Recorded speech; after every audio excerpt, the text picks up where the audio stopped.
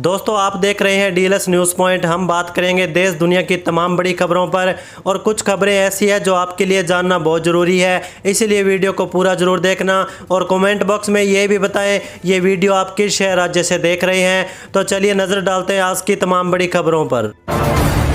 देखिए दोस्तों, पहली सबसे बड़ी खबर, बांकीपुर उपचुनाव में चुनाव जीतने के बाद प्रशांत किशोर ने बिहार की सियासत को लेकर कई बड़े संकेत दिए। प्रशांत किशोर ने कहा कि उनकी राजनीति का मकसद सिर्फ सत्ता हासिल करना नहीं है।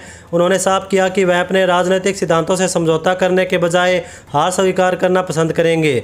अगर राजनीतिक परिस्थितियाँ ऐसी बनती है कि उन्हें सम्राट चौधरी या तेजस्वी यादव में से किसी एक के साथ जाना पड़े तो वह ऐसा नहीं करेंगे।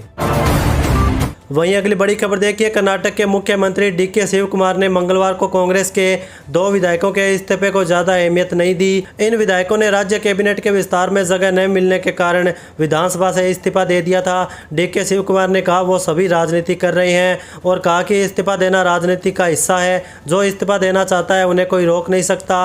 अगर कोई इस्तीफा देता है तो उसे मैं कुछ ही मिनटों में मंजूर कर दूंगा। अगर वे पार्टी और अपना राजनीतिक भविष्य चाहते हैं तो उन्हें बना रहना चाहिए।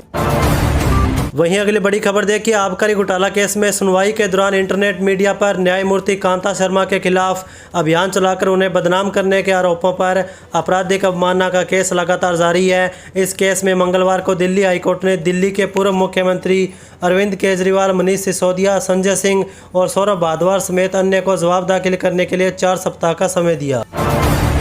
वहीं देखिए, बिहार विधानसभा में नेता प्रतिपक्ष तेजस्वी यादव ने मंगलवार को प्रेस कॉन्फ्रेंस कर सम्राट चौधरी सरकार पर कई मुद्दों को लेकर तीखा हमला बोला।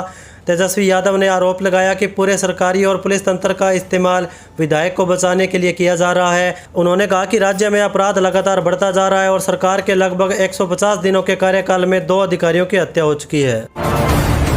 इसी के साथ आगे देखिए, E20 पेट्रोल के विरोध में 100 लोगों के साथ प्रधानमंत्री नरेंद्र मोदी से मिलने पैदल मार्च करते हुए उनके आवास जा रहे अरविंद केजरीवाल को दिल्ली पुलिस ने रास्ते में रोका, जिसके बाद अरविंद केजरीवाल लोगों से मिली 2,33,000 से ज़्यादा पिटीशन के साथ सड़क पर ही धरने देकर बैठ गए। पीएम से मिलने की मांग उठाने लगे। पुलिस ने उन्हें बताया कि प्रधानमंत्री आपसे मिलना नहीं चाहते और सारी पिटीशन लेकर धरना खत्म करा दिया गया। अरविंद केजरीवाल ने कहा कि मोदी सरकार ट्रंप के दबाव में अमेरिका से एथेनॉल खरीदकर देश पर थोपना बंद करें। चलिए अगला अपडेट देखिए, योगी सरकार ने अनुपूरक बजट में खेती और किसानों पर फोकस बरकरार रखा। अनुपूरक बजट में 232 करोड़ रुपए का प्रावधान किया गया, जिसमें 2 नई योजनाओं के लिए भी धनराशि की व्यवस्था की गई। नई योजनाओं में शामिल मुख्यमंत्री किसान कल्याण योजना के लिए 20 करोड़ रुपए और सरदार वल्लभ भाई पटेल एग्री इंफ्रास्ट्रक्चर मिशन योजना को 50 करोड़ रुपए दिए गए। वहीं देखिए दोस्तों, शुक्रवार को तमिलनाडु विधानसभा में विपक्ष के नेता उदयनिधि स्टालिन की पुलिस हिरासत से रिहाई के कुछ ही घंटों बाद डीएमके ने मुख्यमंत्री विजय पर तीखा पलटवार किया। एमके स्टालिन ने कहा अहंकार विनाश की ओर ले जाता है। उन्होंने विजय सरकार पर राजनीतिक बदले की भावना से काम करने का आरोप लगाया। इसी के साथ आगे देखिए, हरियाणा भाजपा की नई प्रदेश टीम के साथ पहली औपचारिक बैठक में मुख्यमंत्री नायब सिंह सैनी ने संगठन के लिए स्पष्ट राजनीतिक एजेंडा तैयार किया।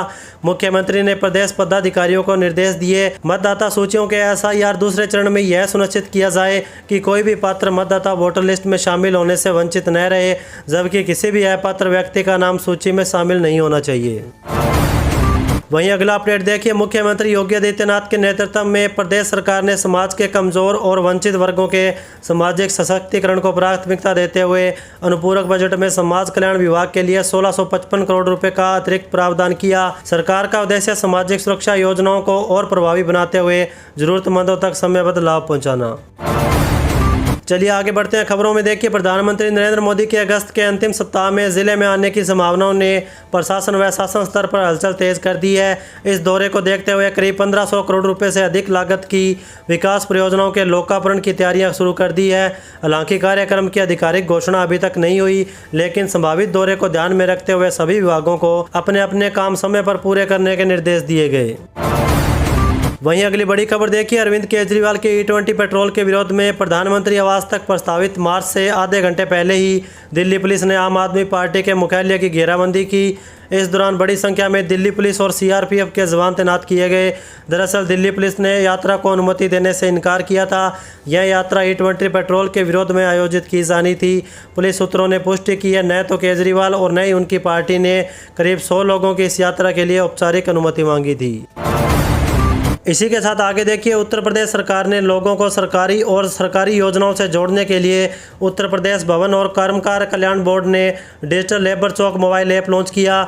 इस ऐप के जरिए मजदूर, ठेकेदार, बिल्डर और निर्माण एजेंसियां एक ही डिजिटल प्लेटफॉर्म पर जुड़ सकती है। ऐप का उद्देश्य पारंपरिक लेबर चौक व्यवस्था को डिजिटल बनाकर श्रमिकों को रोजगार के अवसर और सरकारी योजनाओं का लाभ उपलब्ध कराना है।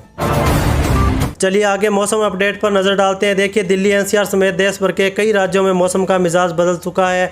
उत्तर भारत में मानसून फिर से जोर पकड़ने लगा और लगातार बारिश हो रही है। वहीं दक्षिण भारत और पूर्वी राज्यों में बाढ़ जैसे हालात है। इधर दिल्ली, यूपी, राजस्थान जैसे राज्यों में भी बारिश का अलर्ट जारी किया गया। IMD का कहना है कि कल देश के 19 राज्यों में भारी बारिश का अनुमान है। इसमें दिल्ली, यूपी, बिहार, हिमाचल प्रदेश, बंगाल, उड़ीसा और महाराष्ट्र समेत कई राज्य शामिल है।